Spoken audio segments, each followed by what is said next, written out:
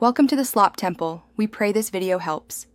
You start by confirming a full backup so you can recover if needed. Make sure Time Machine or an external clone is saved. Next, identify how Windows was installed, Boot Camp, an external installer, or a virtual machine because the removal steps differ.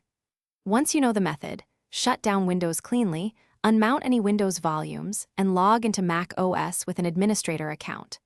From here, proceed to the removal path that matches your installation. If Windows is in Boot Camp, open Boot Camp Assistant and choose Restore to a single Mac OS partition. That removes the Windows partition and resizes Mac OS.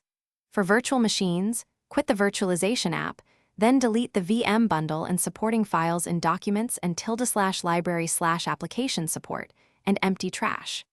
If you created a manual partition, open Disk Utility, select the Windows volume, erase or remove. Once the partition or VM is removed, run Disk Utility First Aid to check the drive and confirm reclaimed space.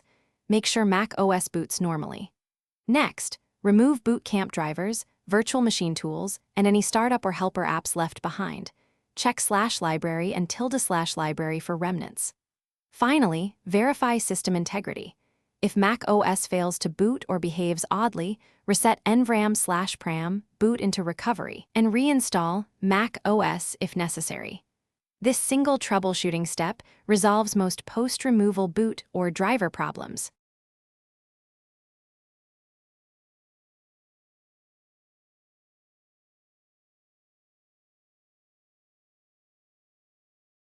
Thanks for watching. Consider subscribing if we helped you.